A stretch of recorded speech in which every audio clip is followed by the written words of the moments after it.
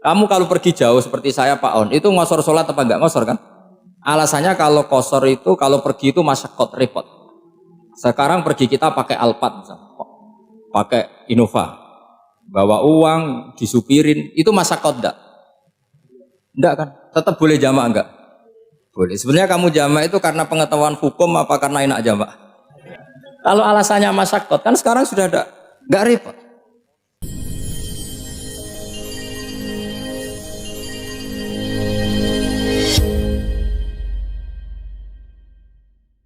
Sudah seharusnya setiap makalah ilmiah itu ada referensinya, ada marojeknya. Dan yang dipakai di seluruh dunia, di semuanya, untuk ulumul Quran itu yang paling pokok pakai kitab Al-Itqan. Al-Itqan fi ulumil Quran, karangannya Imam Suyuti. Sebelum saya terangkan teks persisnya, itu ada sekian problem dalam memahami Quran, terutama kalau lewat terjemah. Problem itu bisa gawat betul, bukan gawat-gawatan tapi gawat betul. Misalnya ada ayat begini dan terjemahnya pasti begini. Fa'ai nama tuwallu fatamma wajibah. Kamu menghadap mana saja, di arah manapun, di sana ada ridhonya Allah. Itu kalau hanya pakai terjemah, tentu menjadikan kita sholat bisa menghadap ke timur, ke barat, ke utara, dan ke apa? Selatan. Saya cerita sedikit tentang asbabun nuzul. Memang tema sekarang tentang asbabun nuzul. Dulu Rasulullah SAW ketika di Mekah itu sholat menghadap Ka'bah. Tapi setelah pindah di Madinah, di mana Madinah itu ada komunitas Yahudi dan Nasrani, Rasulullah itu menghadap ke Baitul Maqdis, kira-kira 16 bulan. 16 sampai 17 bulan. Semua riwayat itu kisarannya hanya 16 sampai berapa? 17 bulan. Sehingga orang Yahudi itu bilang begini, Muhammad ini baiklah, meskipun dia membawa agama baru, tapi kiblatnya masih ikut kita, masih baik kan. Setelah 16 bulan Nabi diperintahkan Allah untuk menghadap ke Ka'bah. Awal liwajhaka syatrul Masjidil Haram. Maka orang Yahudi itu berontak.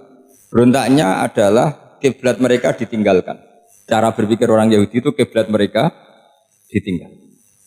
Sehingga mereka bilang mawallahum an qiblatihimul lati kanu 'alaiha. Apa yang menjadikan umat Islam berpaling dari kiblat Baitul Maqdis.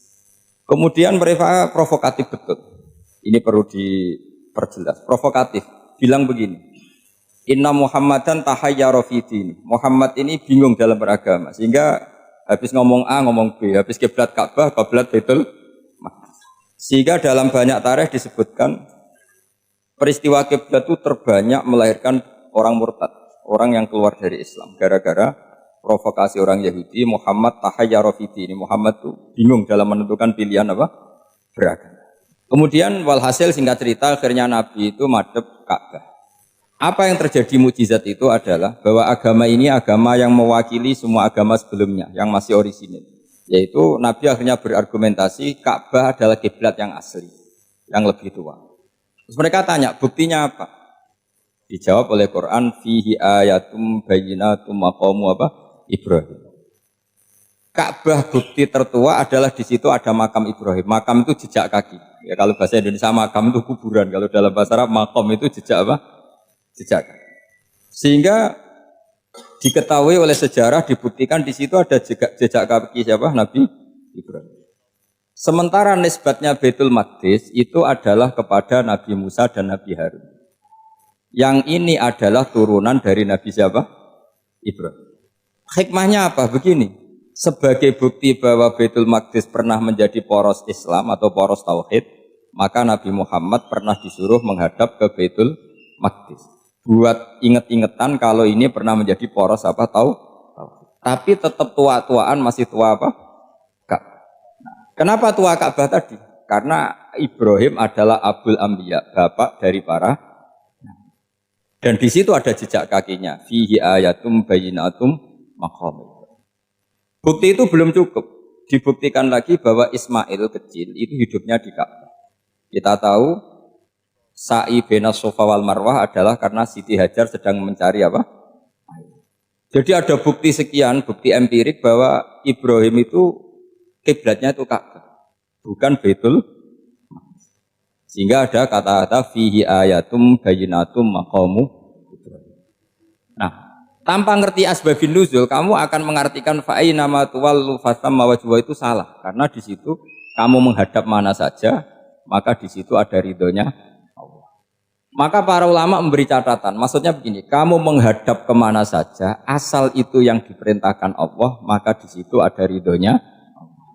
Harus seperti itu maknanya, disesuaikan dengan konteks asbabin nuzul. Tanpa seperti itu tidak bisa. Dan masih banyak lagi kepentingan tentang asbabin nuzul. Jadi problem sekarang adalah banyak mufassir yang hanya mengartikan dari terjemah. Itu bahaya sekali. Jika ada orang yang menikah secara mut'ah, itu kan mirip kayak transaksi zina. Mereka berdalil famastamta'tum bihi minhunna fa'atuhunna ujurahun. Perempuan yang sudah kamu nikmati, yang penting kamu bayar. Terjemahnya seperti itu.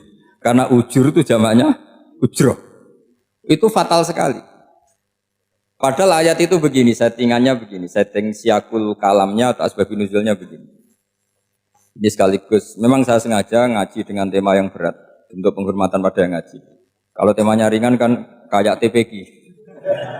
Jadi ini supaya gue keren-kerenan, ini ada doktor Pak Oni pernah dekan Fakultas Hukum. Jadi kalau saya nanti salah tinggal ditangkap saja, gampang kan? Tapi nangkap saya berurusan dengan Tuhan. Jadi, kalau orang dekat Allah itu yang tanggung jawab itu Allah. Jadi dia bisa menang di kepolisian tapi kalah di hukum Tuhan nanti kalau berhadapan-hadapan dengan saya. Begini asbabun nuzulnya begini. Wal muhsanatu minan nisa yang awal juz 5 itu, ya kita santai aja. Yang awal juz 5 itu sebetulnya maktuf, diatafkan pada ayat hurrimat alaikum ummahatukum wa banatukum wa akhwatukum wa ammatukum wa kholatukum wa banatul akhi wa banatul ukhti. Jadi perempuan yang haram dinikah itu ada 7.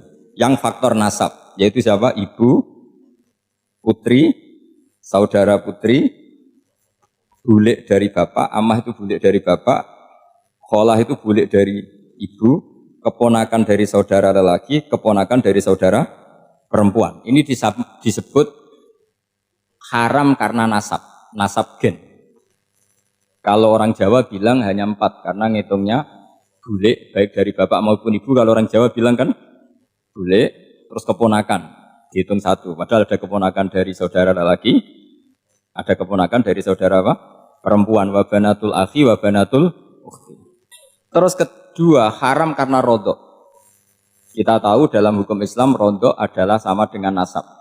Jadi ibu yang pernah menyusui kamu berarti jadi ibu kamu, dan saudara sepenyusuan berarti menjadi saudara kamu. Ini disebut wa ummahatukumul lati arda'nakum wa akhwatukum minar rodok. Terus ketiga haram karena musoharoh, karena besanan.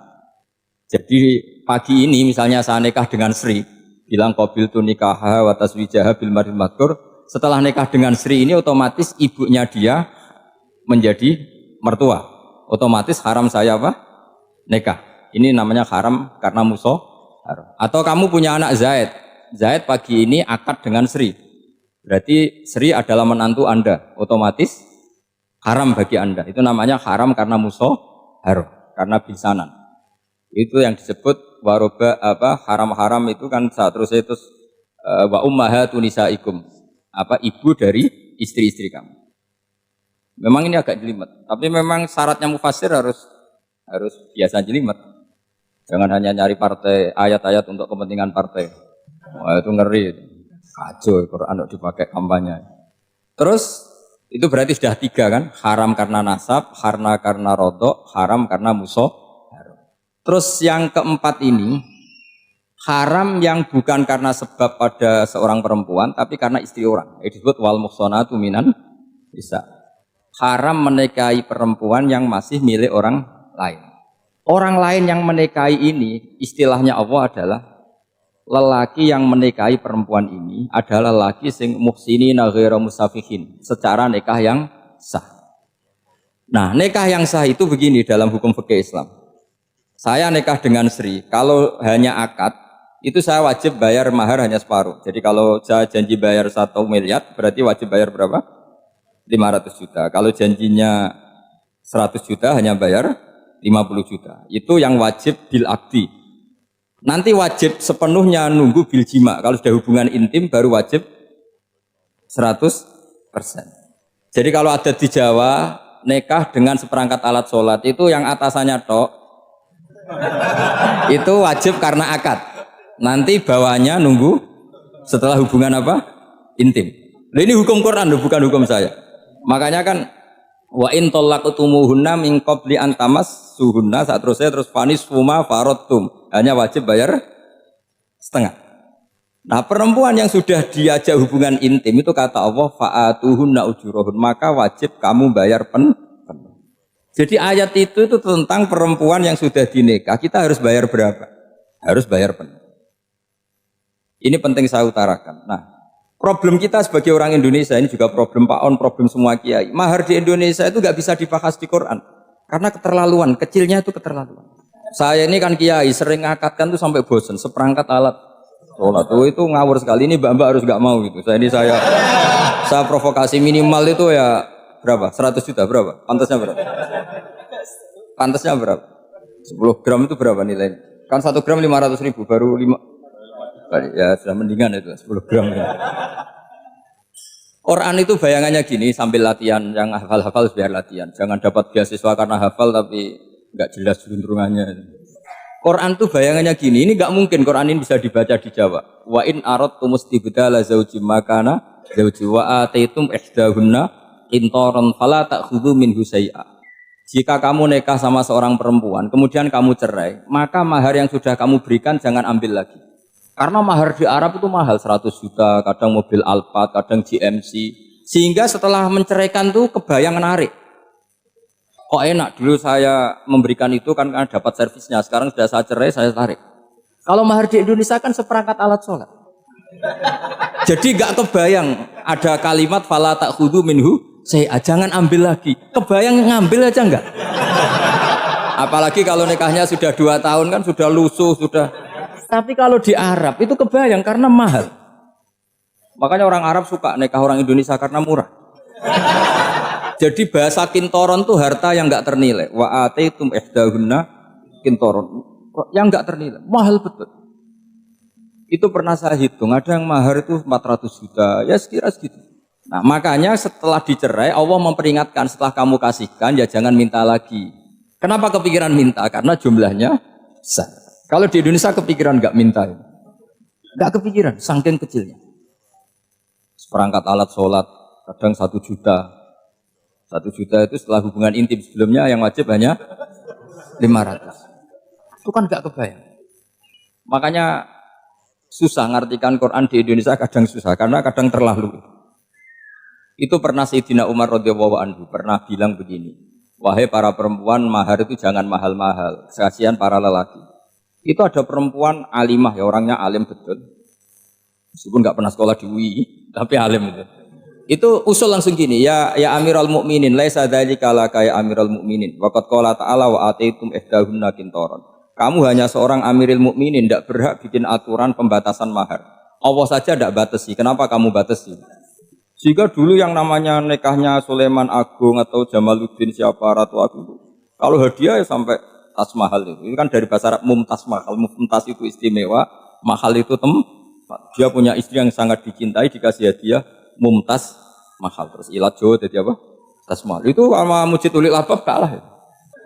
Itu kalau cerai kan kepikiran minta lagi, dikasihkan yang baru. Tapi kalau di Indonesia tidak mungkin karena apa tadi? Seperangkat alat sholat. Begitu nyari yang murah lagi. Yang bagus kitanya, bungkusnya yang bagus. Maka nggak mungkin kita maknani Quran tanpa mengenal yang bernama asbabin. Karena makna ayat itu bisa kacau kalau kita tidak tahu asbabin. Yaitu kayak tadi makna fa'ina ma tuwallu fatamma wajhu. Itu maknanya kan kamu menghadap mana saja, boleh saja di sana ada ridhonya Allah. Berarti kan bisa ke timur, ke selatan, ke utara, ke barat. Itu bahaya betul. Sehingga kata ulama harus mengkaji asbabin supaya porsi ayat ini sampai semana jauhnya itu kita tahu. Tanpa tahu itu tidak bisa. Begitu juga menyangkut kiblat. Sekarang saya tanya, kemarin kan ramai dulu di Kemenak, kiblat semuanya diukur dengan GPS, terus beberapa masjid dikomentari salah karena diukur pakai apa? GPS. Kalau dalam bahasa falak disebut yaumarosdil kiblat. Memang bisa diilmun. Tapi pertanyaannya begini, dari awal Allah ngendikan fawalli wajhaka syatral masjidil haram. Kamu yang penting sholat itu menghadap masjid. Masjid itu ya bangunan. Sehingga kata Ibnu Abbas yang diriwayatkan banyak ulama mengatakan Al-Ka'bah kiblatun li ahlil masjid wal masjid kiblatun li ahlil haram Wal haram kiblatun di ahlil masyriq wal maghrib. Jadi kalau orang di dalam masjid, kiblatnya harus Ka'bah. Di luar masjid, kiblatnya asal bangunan Masjid Haram. Tapi di luar sini kayak di Indonesia boleh semua tanah haram. Kenapa begitu? Kata Ibnu Abbas karena Quran itu turun bilisanin Arabiyyim mubin. Jadi kalau orang Jogja kalau mau ke Jakarta arahnya kemana? Barat. Itu sebetulnya ketika Anda ke barat itu persis Jakarta apa bisa saja pasnya itu Pangandaran. Tapi orang itu akan bilang kalau ke barat ya ke Jakarta. Meskipun presisi Anda tepatnya di Pangandaran. Nah kiblat seperti itu, asal orang menghadap ke barat itu orang sudah bilang ke kiblat. Gak usah sedetail misalnya harus pas Ka'bah. Saya pernah debat sama tim ahli Kemenang.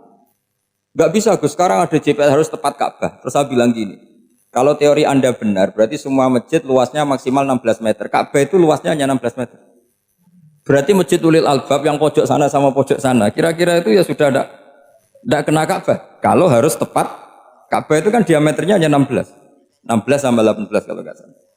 Berarti semua masjid kalau ingin tepat Ka'bah harus pas 16. Kalau terlalu luas pilihannya harus cekung. Kan jadi aneh. Makanya saya itu sering Pak On, dulu saya ini biasa debat fikih. Kalau di tradisi pesantren namanya Basul Masail. Saya punya teman yang paling kurang ajar, yang paling saya kenang dalam sepanjang sejarah. Dulu itu kalau debat fikih itu ya seru. Kalau aturan fikih kan gini, soft paling baik itu kan soft pertama. Baru kedua, baru ketiga. Yang paling keren kan soft awal, soft. Terus teman saya bilang gini Pak, ya kalau gitu gini aja Gus, desain masjid itu memanjang utara selatan. Biar semuanya soft awal. Gara-gara didesain begini kan ada soft 2, soft 3. Apa susahnya kita bikin mulai awal supaya masjid itu memanjang utara apa? Selatan. Supaya semuanya soft awal. Ya kalau ada hukum ya diimplementasikan dalam desain bangunan katanya. Jadi itu kan kacau. Terus akhirnya saya jawab, lalu setelah begitu yang paling afdol siapa? Yang dekat imam. ya sudah, bikin cekung saja kalau gitu. Artinya gini ya, beragama itu yang sehat. Jadi beragama itu berdasar riwayat. Berdasar riwayat, pernah ada ulama yang ngitung, Madinah menghadap Ka'bah itu ya tidak pas. Pernah dihitung pakai GPS. Kiblat Madinah ke Ka'bah itu ya tidak pas. Tidak seperti yang pernah dianjurkan Kemenak. Karena apa? Agama ini mengikuti bilisanin Arabiyyim mubin. Seperti jenengan gini. Semua ini istilahnya apa? Menghadap Gus Bah. Padahal ada yang agak sana, agak sana. Semuanya ngaji sama siapa Gus? Ya sudah. Istilahnya bertatap muka. Memangnya kita benturan. Ini bahasa. Jadi seperti ini semua namanya apa? Berhadap. Padahal ada yang agak samping, agak samping. Ka'bah juga gitu. Sebenarnya tidak se-ekstrim yang dibayangkan orang-orang. Cuma kalau bisa tepat, ya kita harus tepat. Tapi tetap saja tidak perlu 16 apa? Meter. Fa'aina ma tuwallu fathamma wajhuhu. Itu artinya menghadap. Menghadap itu menghadap arah. Makanya Allah tidak ada fawal liwajhaka nahwal Ka'bah, tapi fawal liwajhaka syatrul Masjidil Haram. Jadi ini penting saya utarakan supaya kita familiar dengan istilah-istilah Quran. Istilah Quran itu gampang kok sebenarnya. Kalau kita kaji itu gampang. Problem kita tidak pernah mengkaji. Jadi semuanya asing. Kalau kita mengkaji itu gampang sekali. Saya punya sekian cerita betapa pentingnya mengkaji Quran. Harun Ar-Rasyid itu dinasti Bani Abbasiyah. Itu pinter sekali. Ada seorang ustadz yang agak ekstrim. Itu datang ke Harun Ar-Rasyid. Ya Amirul Mukminin, inni nasihun laka famusaddidun alaika. Fala tajidanna alayya fi nafsika syai'an. Saya mau nasihati kamu, tapi saya mohon jangan masukkan hati. Karena nasihat ini penting. Tapi saya akan keras, vulgar. Akan keras, kritik saya akan keras. Karena Anda sebagai Amirul Mukminin tidak pecus. Apa kata Amirul Mukminin Harun Ar-Rasyid? Uskut ya ustadz. Sebagian riwayat uskut ya jahil, kamu itu ustadz bodoh, tidak usah banyak omong. Terus ditanya, kenapa saya bodoh? Terus dibacakan ayat faqula lahu qaulal layyina la'allahu yatadzakkaru aw yakhsha. Inna Allaha ta'ala qad arsala man huwa khairun minka ila man huwa syarrun minni. Wa ma'a dzalika qala ta'ala faqula lahu qaulal layyina. Allah pernah menugaskan seorang yang lebih baik ketimbang kamu, yaitu Musa dan Harun. Musa dan Harun adalah seorang nabi. Kepada orang yang lebih buruk ketimbang saya, yaitu Fir'aun. Itu saja etikanya faqula lahu qaulal lainan. Kamu kalau ngomong yang halus, yang baik, yang berperadaban, kok kamu sama saya mau kasar? Akhirnya ustadznya ternyata pinter kamu, yes pinter aku. Jadi semudah itu. Allah itu menugaskan orang yang lebih baik ketimbang kamu, yaitu Nabi Musa, kepada orang yang lebih buruk ketimbang saya, yaitu Fir'aun. Itu saja ada etikanya. Kok kamu sama saya mau tambah etika? Mau main kasar hanya karena kamu merasa nasihat Anda benar? Jadi gampang sekali memahami Quran. Tapi lagi-lagi memang bagi ahlinya. Tapi ini saya bantu supaya sampean jadi ahli apa? Quran. Meskipun ngajinya sebulan sekali. Sudah sebulan sekali tidak punya kitabnya. Sudah. Jadi ulama dulu kalau belajar Quran itu gampang sekali. Saya berkali-kali cerita. Yang kitab saya baca di rektorat itu namanya Syajaratul Ma'arif. Itu kalau cerita bikin judul itu enak sekali. Babuna fil ibad bikullil bilad. Bab seseorang di mana saja hidupnya harus bermanfaat. Terus dalilnya itu hanya mengutip makalahnya Nabi Isa, wa ja'alani mubarakan ainama kuntu. Ciri utama seorang nabi apa? Saya di mana-mana adanya berkahi orang lain. Jadi berkah bagi orang lain. Maksudnya tidak jadi problem bagi orang lain. Artinya kamu hidup entah di Jogja seperti Pak Ono orang Jember, saya orang Rembang. Hidup di Jogja manfaat, di Jember ya manfaat, di mana-mana manfaat. Saya pernah di Korea seminggu ya manfaat. Saudara kita TKI yang di Korea ya manfaat. Di sana bikin masjid, bikin apa. Karena ngendikane Allah menceritakan Nabi Isa siapa? Wa ja'alani mubarakan ainama kuntu. Saya adalah orang yang di mana-mana berkah. Artinya manusia eksistensinya harus seperti itu, hidup di mana saja berkah. Gampang sekali memahami. Pernah Imam Syafi'i ditanya, kalau kamu enggak kehilangan air atau enggak ada air di satu daerah, cari-cari dulu. Sampai enggak ketemu. Setelah enggak ketemu air, baru kamu boleh tayam. Imam Syafi'i ditanya, apa dalilnya harus mencari dulu? Kalau enggak ada air ya langsung tayamum saja, kenapa harus nyari-nyari dulu? Jawabnya Imam Syafi'i itu gampang sekali. Qala ta'ala falam tajidu ma'an. Kemudian kamu tidak menemukan air. Di mana-mana tidak menemukan setelah mencari. Kalau belum mencari namanya tidak tahu. Kan ayatnya kan falam tajidu ma'an. Kemudian kamu tidak menemukan air. Tidak menemukan tuh nyari dulu apa langsung ambil sikap? Nyari dulu baru kesimpulannya tidak ketemu. Kalau belum pernah nyari namanya tidak tahu. Segampang itu ulama dulu memahami Quran karena konstruksinya utuh. Yaitu mereka tahu betul bahwa Quran itu bilisanin Arabiyyin. Ketika Futuhat Syam. Syam dulu itu dikuasai tentara Romawi. Era Sayyidina Umar Futuhat. Yerusalem dikuasai tentara Islam. Itu awal Sayyidina siapa? Umar radhiyallahu anhu. Ketika Futuhat mau ada pesta besar-besaran. Tapi Umar menolak. Ketika menolak, kenapa Anda menolak? Beliau hanya membaca ayat Innallaha ta'ala ayyara qauman faqala adhabtum thayyibatikum fi hayatikumud dunya. Allah itu mengkritik satu komunitas kaum yang zaman di dunia menghabiskan semua kenikmatan. Maka kita tidak perlu syukuran besar-besaran. Jangan-jangan jatah kita di akhirat kita habiskan di dunia. Itu adhabtum thayyibatikum fi hayatikumud dunya. Semudah itu ulama. Rasulullah pernah dahar, pernah makan. Makan karena 3 hari gak makan, cara Indonesia gak makan nasi, gak makan daging, sudah lama sekali. 3 hari Nabi hanya makan kurma dan air putih. Pernah Nabi gak makan roti sampai 3 hari. Kalau Indonesia mungkin gak makan nasi. Di hari ketiga, ada sahabat yang berbaik hati, Nabi disembelihkan kambing, dipotongkan kambing, Nabi disuruh dahar. Itu baru dahar setengah piring, Nabi berhenti. Ketika ditanya, setengah piring itu kan sudah kuat. Untuk sholat, untuk apa sudah kuat. Ditanya, ya Rasulullah kenapa berhenti? Bukankah engkau tidak makan ini 3 hari? Nabi menjawab, walatus alunna yauma idzin anin naim. Semua nikmat yang saya rasakan nanti ada pertanggungjawabannya. Makanya saya tidak ingin banyak-banyak. Wah itu kalau diterapkan di sini enggak populer. Makanya saya tahu gayanya ngaji Quran itu enggak siap dengan konsep-konsep Quran itu. Jadi segampang itu orang dulu. Nah karena apa ya itu tadi?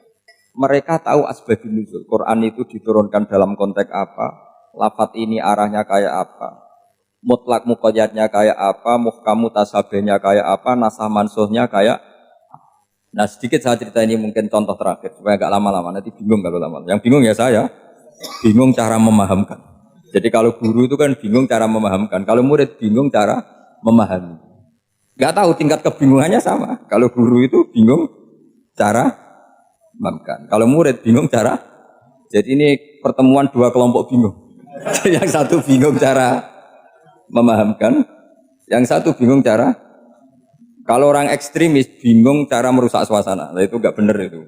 Ada loh. Rasulullah itu nabi. Itu paling pusing yang ngadepi orang-orang yang ekstrim. Karena apa? Cara berpikir itu lompatannya itu enggak tertib. Jadi nabi itu cara berpikir itu kecerdasan nubuah. Sementara orang ekstrim cara berpikir itu kecerdasan nafsu. Bukan kecerdasan manusia. Kalau manusia masih baik nafsu. Misalnya begini, kalau dalam tradisi nubuah itu. Saya dengan Pak Anu berteman lama, mulai tahun 2000 berapa. Itu kalau Pak Anu bertamu ke saya, harusnya tidak usah tak kasih makan. Karena sudah dekat. Tapi kalau kenalan baru itu dikasih makan, disangoni. Jadi Nabi itu perilakunya agak unik. Akhirnya ada orang yang cara berpikir itu dangkal. Ya Rasulullah ini tidak fair. Yang iman lama tidak diservis, yang iman baru diservis. Cara berpikir Nabi begini, orang Ansor itu kan sering memberi Nabi. Perjuangannya Nabi ditopang orang apa? Ansor. Donatur lah, kira-kira orang Ansor itu donatur. Donatur itu keren. Karena donatur itu artinya al-yadul ulya khairum minal yadis. Sehingga ketika Nabi sudah menguasai negara, menguasai Mekah Medina, sudah futuhat, itu orang Ansor tetap enggak diservis. Yang diservis Nabi itu orang-orang baru masuk Islam, disebut wal mu'allafati qulubuhum atau Islam mu'allaf. Ada 1-2 orang yang protes, tentu yang enggak pinter. Tukang protes pasti tidak pinter. Wong iskal-iskalnya sendiri, otaknya enggak sampai-sampainya sendiri, orang lain disuruh jawab. Makanya di sini tidak ada tanya jawab, nanti iskal-iskal kamu sendiri, bingung-bingung kamu sendiri, saya disuruh jawab. Berarti Gus Pak enggak mau ditanya, ya memang enggak mau karena tadi jawab sendiri aja, nanti pinter sendiri, kapan-kapan pinter sendiri. Akhirnya tanya begini, cara tanya gini, ya Rasulullah, ini enggak fair. Orang sudah Islam lama setelah negara terbuka milik Anda, setelah kita menang, setelah kita menguasai negara, tidak kamu servis. Sementara yang baru Islam kamu, Nabi itu bertanya senyum-senyum, rileks saja. Lama-lama tambah ekstrim pertanyaannya. Kata Umar, ya Rasulullah saya beri izin untuk membunuh orang ini. Umar itu pikirannya karena mangkel Nabi. Nabi jangan. Kalau kamu bunuh, nanti apa kata orang banyak? Inna Muhammad dan yaktulu as-sahabah. Dikira Muhammad membunuh sahabatnya sendiri. Nabi masih mendengar. Komplainnya masih dengar. Lama-lama Nabi memberi penjelasan. Kamu ini orang Ansor. Kamu biasa memberi saya, memberi dana perjuangan. Memberi itu hebat. Saya tidak ingin menurunkan grade Anda. Grade sebagai pemberi, berarti kelasnya elit. Sekarang menjadi penerima. Itu tidak bagus. Itu betapa Rasul ini namanya kecerdasan nubuah. Kalau orang biasa memberi, biar memberi saja. Supaya dia tetap heroik, tetap patriotik, tetap keren. Karena mentalnya jangan sampai dari mental memberi kemudian mentalnya peminta. Jadi kalau Pak On jadi tim suksesnya Pak Jokowi itu ya enggak minta-minta. Kalau dulu kampanye ya kampanye saja. Biar memberi terus enggak pernah minta. Meskipun akhirnya ya gelo. Tapi Nabi dulu didik gitu. Jadi orang Ansor itu enggak pernah diservis. Padahal jasanya kayak gitu. Supaya kelasnya tetap kelas elit, yaitu pemberi, penanggung jawab. Nabi gak ingin orang Ansor turun grade menjadi penerima. Orang-orang yang cerdas nubuah menerima konsep Nabi seperti itu. Lo tanya sama Pak On, saya dadani terjemahan UI itu puluhan tahun sama Pak. Itu beliau ke kontrakan saya ke rumah beliau. Tidak pernah berharap apa. Saya sangat tertutup. Bukan apa-apa ya, kalau ingin memberi saja. Kontribusi saya pada Al-Quran. Saya tidak kepikiran mendapat. Supaya heroik. Tapi orang-orang yang cerdas tadi, cerdas amatir tadi, ini gak fair. Wong yang memberi lama kok dapat servis sedikit. Nah, sekarang itu problem zaman akhir sudah mulai seperti itu. Orang ini namanya Dzul Khuwaisirah. Ini yang nanti punya anak turun Khawarid. Khawarid itu orang yang ibadahnya hebat, tapi cara berpikir dengan buah salah. Orang lagi Khawarid itu orang yang ibadahnya hebat, tapi cara berpikir nubuah salah. Nubuah itu unik. Nubuah itu cara berpikir tadi. Apa ya? Melihat sesuatu yang benar biar benar terus gitu. Yaitu tadi, mental memberi itu ya biar memberi terus, tidak usah di-share. Maka ketika Abu Bakar jadi khalifatul Rasulillah, itu ada sistem kepegawaian. Itu gajinya Umar yang sudah Islam lama, gajinya Abu Bakar yang sudah Islam lama. Itu sama Abu Sufyan sama, padahal Islamnya Abu Sufyan baru setelah Fatih Mekah, kira-kira baru setahun. Terus diprotes sama orang-orang, ini Islam lama kok gajinya sama Islam yang baru setahun kok sama. Kata Abu Bakar, fadhailuhum indallah. Mereka punya kelebihan Islam lama itu indallah. Nanti balasannya biar surga. Kalau di dunia sesuai profesinya. Artinya profesi kalau penjaga kantor ya berapa, kalau dosen berapa. Pokoknya Ya sudah. Dan itu diterima oleh sahabat. Semuanya nerima konsep itu. Era Umar agak dibalik. Abu Sufyan kira-kira gajinya 1 juta, yang lainnya yang menangi Nabi mulai awal gajinya 10 juta. Ditanya, ya Umar, kenapa ini jadi rubah seperti kebijakan Abu Bakar, tidak seperti Abu Bakar? Jawabnya Umar lucu. Fa wallah la usawwi baina man qatala Rasulullah wa baina man qatala ma'a Rasulillah. Demi Allah saya tidak akan pernah menyamakan orang yang dulu merangi Rasulullah yaitu Abu Sufyan dengan orang sing selawase dari Rasulullah yaitu Sayyidina Ali dan sebagainya. Ini penting. Artinya ketika gajinya orang saya seperti Ali radhiyallahu anhu itu tinggi itu bukan karena lamanya Islam, tapi karena lamanya iman. Jadi mulai dulu ijtihad itu ada dan dulu dia biasa saja. Karena tadi ada kecerdasan nubuah. Saya ulang lagi, ada kecerdasan apa? Sekarang itu kecerdasan toma atau kecerdasan nafsu. Itu kalau sampai ngaji kitab tasawuf, itu bab bakhil itu tidak ada. Menurut kitab tasawuf, medit itu tidak ada, kikir itu tidak ada.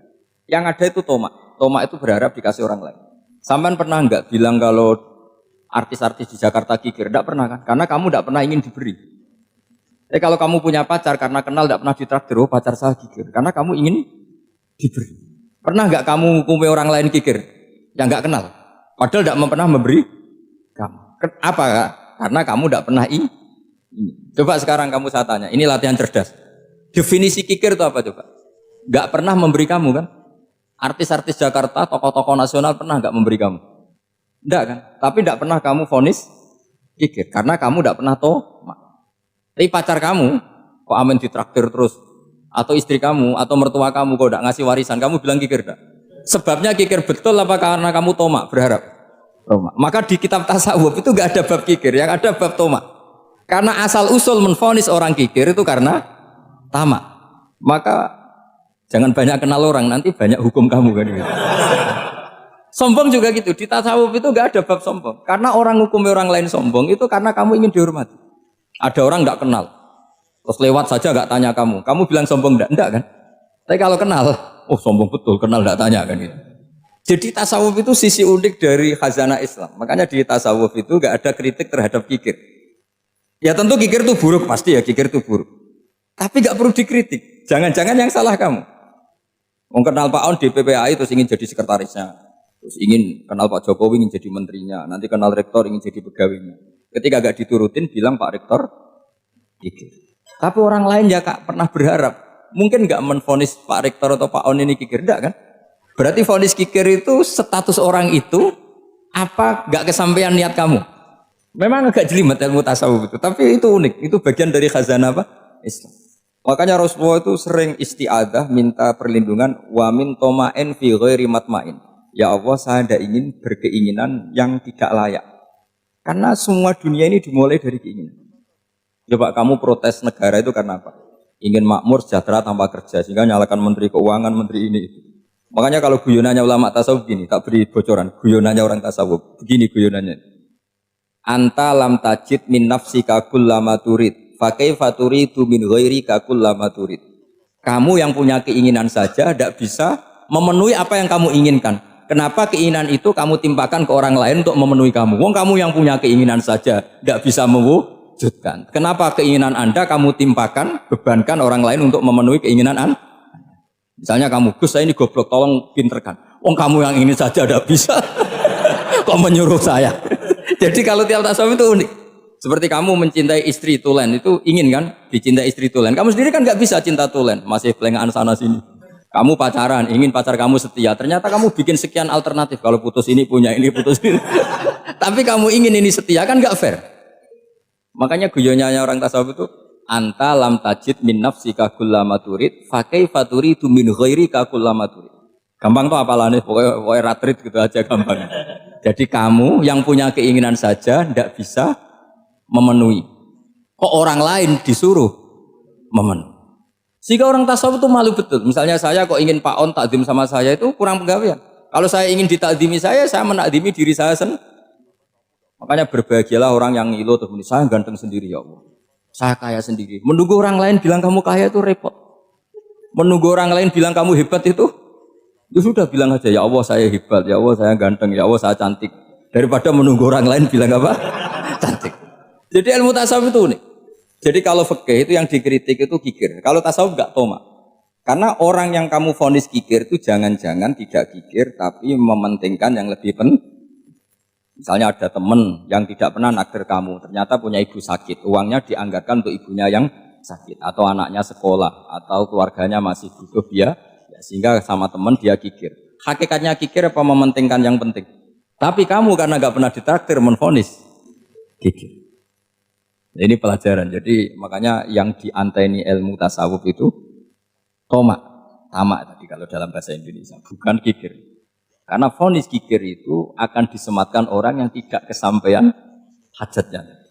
Makanya bapak saya itu, keluarga kiai itu ajarannya itu, yang penting jangan berharap dari orang lain. Ini Pak On saksinya, saya dulu benahin terjemah itu nggak pernah ingin diperlakukan seperti ini. Yang ngaji aja. Karena pikirannya keluarga kiai itu sederhana.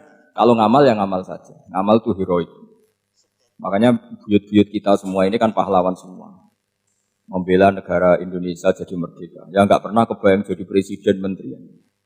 Tapi sekarang nggak, ngamal sedikit saja harus jadi menteri. Jadi ini bahaya kalau dalam kelangsungan bernegara. Karena orang biasa transaksional.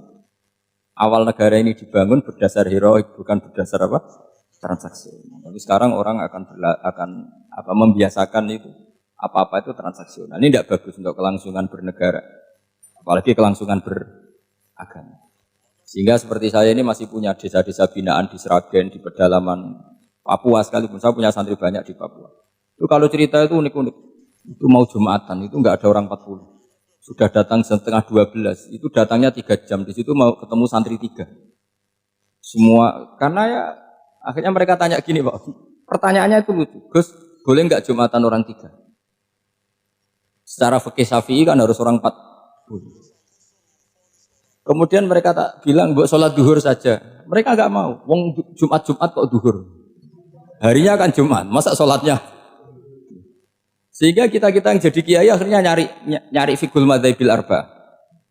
Nyari fikih madzhab 4. Ternyata Imam Malik membolehkan orang 6. Ada yang bilang 12. Yang penting keceluk jamun. Jamun itu kelompok. Kalau 3 kan belum keceluk apa? Belum disebut apa? Kelompok. Ini penting saya utarakan supaya kita berjuang itu bukan karena sefri seperti ini kayak di Ulil Albab, masjidnya keren, kampus swasta tertua, terus termasuk nomor 1-2 di Indonesia. Oke, kita syukur dengan kebesaran UI. Tapi yang namanya dakwah itu menjadikan orang tidak tahu menjadi tahu, termasuk kepada desa-desa tertinggi. Sama, yang namanya menteri itu pembantu presiden untuk memenuhi kebutuhan rakyat banyak. Sekarang misalnya menteri pertaniannya itu hebat, cerdas. Tapi petani nggak mau nandur padi, mau apa? Coba yang membantu ketahanan pangan itu para petani mau nanam padi apa karena menteri pertanian? Karena petani mau nanam. Ya sudah GR saja, kita pembantu presiden semua.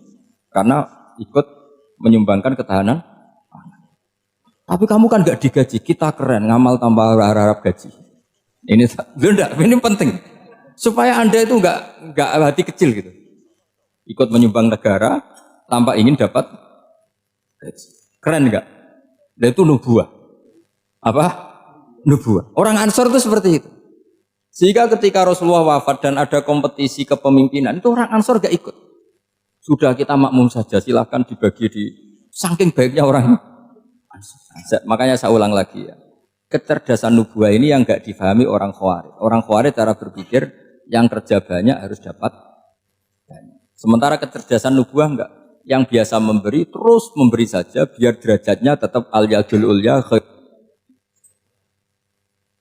Bismillahirrahmanirrahim. Ini saya baca supaya dapat berkahnya ulama-ulama dulu. Karena ini dikarang oleh ulama yang dipakai rujukan seluruh dunia. Begini, qala Ibnu Taimiyah, ma'rifatu sababin nuzuli yu'inu ala fahmil ayat. Jadi mengenali asbabun nuzul itu membantu memahami secara benar ayat itu.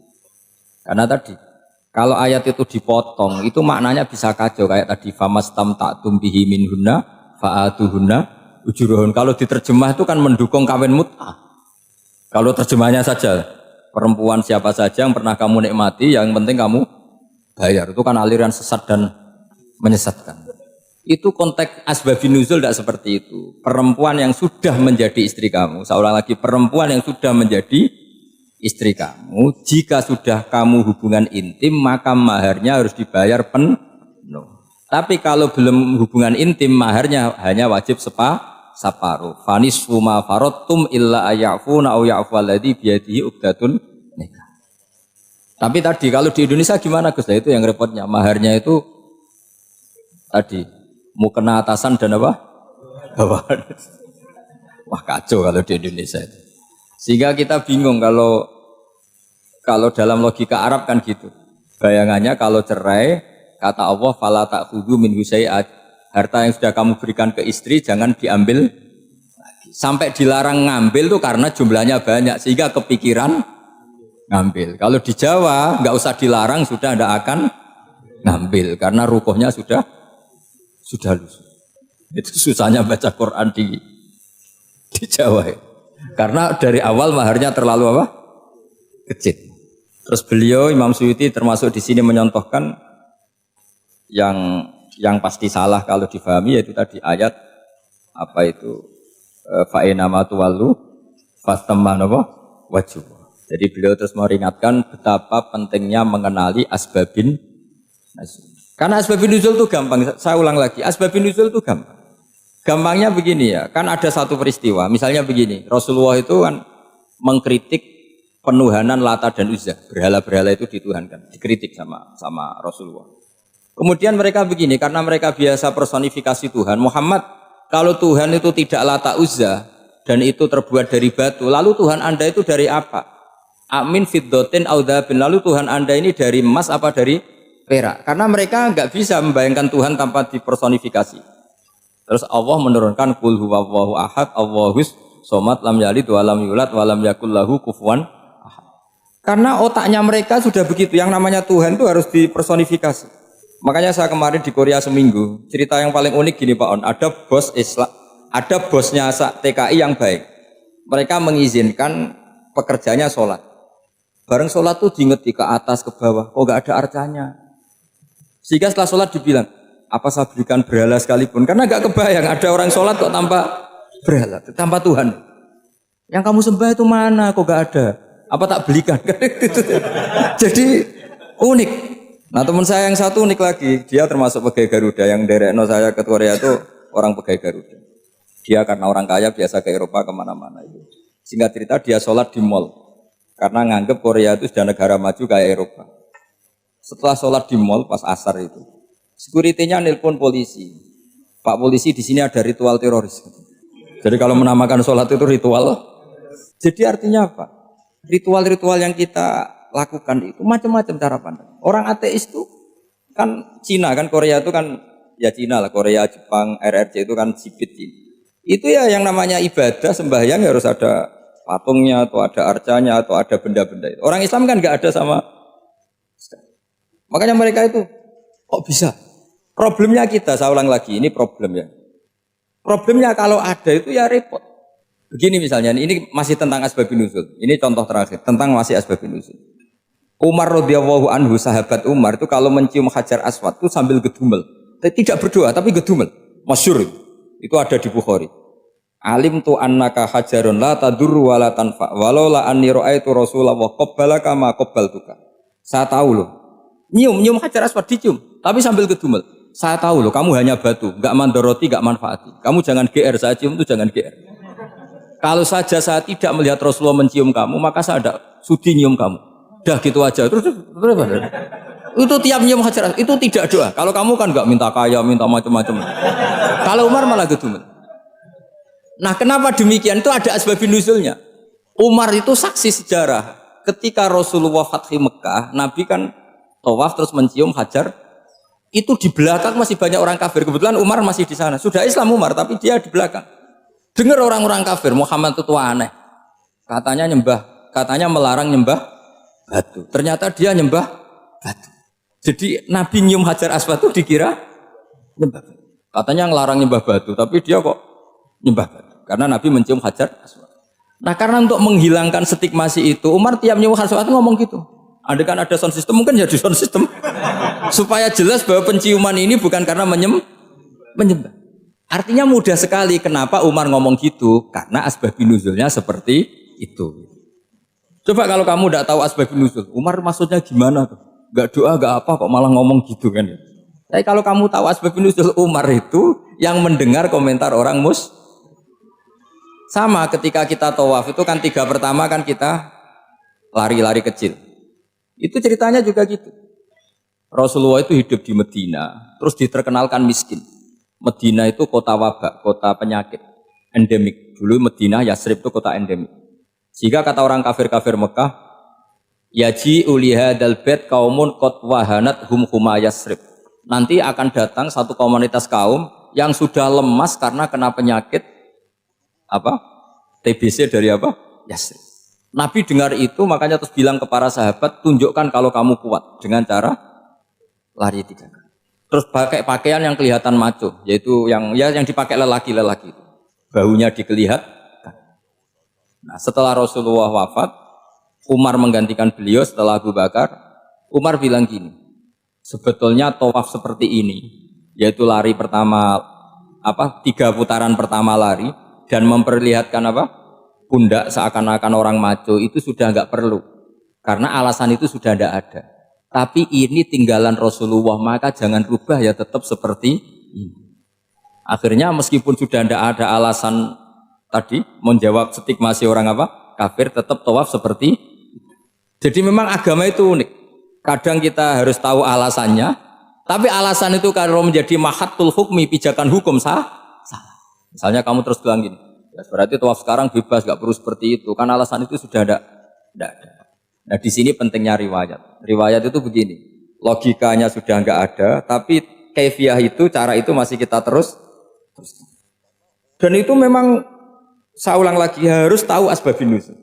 Saya beri contoh ya misalnya, wa idza darabtum fil ardi falaysa 'alaikum junahun an taqsuru minas shalah. Terus ayat di mana? In khiftum ayyaftinakumul ladzina kafaru. Jika kamu pergi dalam keadaan takut ditangkap orang kafir atau takut diculik orang kafir, maka kamu boleh mengqasar salat. Itu jelas ada ayat in khiftum ayyaftinakumul ladzina kafaru. Jika kamu takut diculik orang kafir. Sehingga ketika ba'da Fatih Mekah, setelah Mekah dikuasai Islam, Umar tanya, ya Rasulullah, kenapa engkau masih sholat qasar? Bukankah kita sudah aman? Waqad qala ta'ala in khiftum ayyaftinakumul ladzina kafaru. Allah ngendikan boleh mengqasar itu kalau dalam kondisi takut. Waqad kunna fi amrin, sekarang kita sudah aman. Jawabannya Rasulullah itu unik. Ya Umar, hadhihi shadaqatun faqbalu shadaqah. Ini sedekahnya Allah, bonus, sudah terima saja, enggak usah catatan-catatan gitu. Sehingga era Umar ya ada lagi yang tanya Umar ke gitu.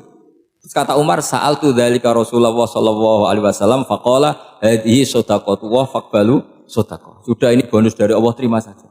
Ini kan unik. Padahal kalau secara disiplin ilmu kan begini. Kamu boleh mengqasar salat kalau dalam bepergian dan dalam keadaan takut. Logika hukumnya kalau tidak takut, tidak usah. Sama seperti begini. Kamu kalau pergi jauh seperti saya Pak On, itu ngosor salat apa enggak ngosor kan? Alasannya kalau qasar itu kalau pergi itu masyaqat repot. Sekarang pergi kita pakai Alphard, pakai Innova, bawa uang, disupirin, itu masyaqat enggak? Enggak kan? Tetap boleh jamaah enggak? Boleh. Sebenarnya kamu jamaah itu karena pengetahuan hukum apa karena enak jamaah? Kalau alasannya masyaqat, kan sekarang sudah ada, enggak repot. Ya sudah pakai hadis tadi, ini hadiah, terima saja. Jadi makanya agama itu riwayat. Tapi ada saja ulama yang agak balik loh. Agak balik gini, banyak juga ulama misalnya duwe gawe, ibunya sakit terus ribet jamak sholat. Kenapa? Ribet ngurumat ibu. Makanya ada saja kiai yang duwe gawe mantu itu terus jamak sholat, tapi jangan ikuti. Tapi ada saja karena alasannya jamak itu karena apa? Repot. Ya ada saja, tapi ya jangan ditiru. Cuma saya ini cerita yang analisis hukum itu memang agak-agak unik. Jadi tadi kadang Nabi itu ditanya, ya Rasulullah, kita dulu boleh jamak qasar ini kan karena in khiftum ayyaftinakumul ladzina kafaru, takut diancam orang kafir. Sekarang aman, kenapa tetap jamak? Jawabnya Nabi, ini hadiah, terima saja. Ya ada sahabat yang bantah, kenapa Nabi? Allah itu zat yang baik, kalau sudah ngaji bonus nggak pernah ditarik lagi. Makanya Nabi kalau berdoa itu unik. Ya, siapa yang disiksa di dunia karena dosanya, fawahu akramu min ayyus sanniya uqubatahu fil akhirah. Kalau ada orang salah, kok di dunia sudah dikasih sanksi, Allah itu lebih mulia untuk mengulang nanti di akhirat. Akram itu Allah terlalu mulia, maksudnya orang kepikiran, wis males ya selesai, tidak akan di. Kalau sampean kan enggak, masih ingin lagi, ingin lagi. Jadi itu cara berpikir apa? Nubuah. Jadi berpikir nubuah itu beda. Ada orang pas sujud diinjek sama orang fasik. Diinjek, kemudian si yang sujud tadi, wallah la yaghfiru wa laka, demi Allah tidak akan ngampuni kamu. Itu langsung Allah memberi wahyu sama Nabi di zaman itu. Bilangin yang sedang sujud itu, dia harus minta maaf sama saya, kata Allah. Mangdalladzi ta'ala ala fulan, dia bersumpah bahwa Allah tidak akan memaafkan orang itu. Itu harus diralat. Nabinya iskal, kenapa ya Allah? Yang Tuhan itu saya ini punya sifat dua, bisa menyiksa dan bisa memaafkan. Kenapa dia milih sifat saya satu tidak memaafkan? Akhirnya apa? Orang yang nginjek tadi sama Allah dikasih tobat dan jadi orang soleh. Jadi itu makanya kamu nggak boleh jadi orang ekstrim nyifati Allahnya satu. Nggak boleh, Allah tetap bisa yaghfiru liman yasha wa yu'adzibu man yasha. Sifatnya Allah dua ya tetap dua, nggak boleh kamu pilih satu. Misalnya kamu kan biasanya gini, yang ghafur untuk kamu, yang sadidul uqab untuk orang lain. Mesti kelakuannya sama kan begitu. Nggak boleh seperti itu. Rasulullah kayak apa bencinya sama Wahsy? Karena Wahsy itu qatilu Hamzah. Yang membunuh Sayyid Hamzah siapa? Itu bencinya bukan main Rasulullah. Sampai maksud-maksud Wahsy. Tapi sama Allah malah diturunkan ayat laisa laka minal amri syai'un aw yatuba alaihim aw yu'adzib. Muhammad, meskipun kamu kekasih saya itu tidak wilayah kamu, maafkan atau enggak, terserah saya, kata Allah. Ternyata betul, malah Wahsy dikasih tobat. Nah sekarang enggak, orang itu nyifati Allah sama orang lain sadidul iqab, kalau sama dirinya enggak boleh seperti itu. Allah ya sifatnya tetap dua. Jadi boleh kamu misalnya berdoa, ya Allah mbak yang cantik itu semoga dapat jadi istri saya. Mbaknya juga boleh berdoa, ya Allah naudzubillah min dzalik. Jadi ini adu kekuatan, nanti terserah nanti Allah pihak yang mana. Kayaknya pihak yang perempuan mungkin. Karena kasihan kan kalau cantik dapat orang apa? Jelek. Saya tuh andaikan boleh fatwa fikih, yang saya haramkan tuh orang jelek dapat orang jelek. Karena kasihan anak-anaknya, tahu-tahu jelek banget. Jadi kan kasihan itu. Jadi dalam Islam itu seperti itu. Jadi apapun benci kita sama musuh kita, Allah bisa saja memperlakukan musuh kita secara baik. Karena Allah itu yaghfir. Tetap kita harus sifati Allah yaghfiru liman yasha wa yu'adzibu. Jangan karena kita benci seseorang seakan-akan Allah sama dia pasti yu'adzib. Pasti menyik. Itu yang dicontohkan Allah kepada Rasulnya, yaitu beliau tidak cocok sama Wahsy, malah Wahsy dikasih petunjuk. Makanya terus ada ayat apa? Laisa laka minal amri syai'un aw yatuba alaihim aw yu'adzib. Muhammad, tidak wilayah kamu, saya menentukan mengadab atau mengam. Makanya rata-rata kiai ulama itu halim. Orang halim itu rileks. Layinal janib, tidak gampang menvonis orang lain. Biar Allah tetap dengan sifatnya yaf'alu ma yasha, bahwa Allah bisa melakukan apa saja. Soal kamu benci sama seorang, benci saja atas nama kamu. Jangan nyatut-nyatut Allah. Misalnya kamu cinta seseorang, wah ini yang calon presiden ini harus jadi presiden. Ternyata Allah menghendaki jadi menteri, mau apa coba? Ya Allah ya falu ma yasha, mau apa coba? Yang kiai atau Pak On, BPAI, pantasnya kan menteri agama itu Pak On. Tapi kalau Pak yang takdir gitu mau apa? Ya sudah, Allah ya falu. Santai aja. Itu rileksnya ahlul ilmi, ya sudah santai saja. Ini negaranya Allah, ini kerajaan Allah, ini buminya Allah, ya Allah biarin ya fahlu. Masa jadi Tuhan Allah, kamu yang repot. Kira-kira jadi Tuhan itu Allah, kamu yang repot. Ya Allah biar tetap ya fahlu. Mayasa Allah boleh yaghfiru liman yasha wa yu'adzibu mayasa. Saya kira demikian. Assalamualaikum warahmatullahi wabarakatuh.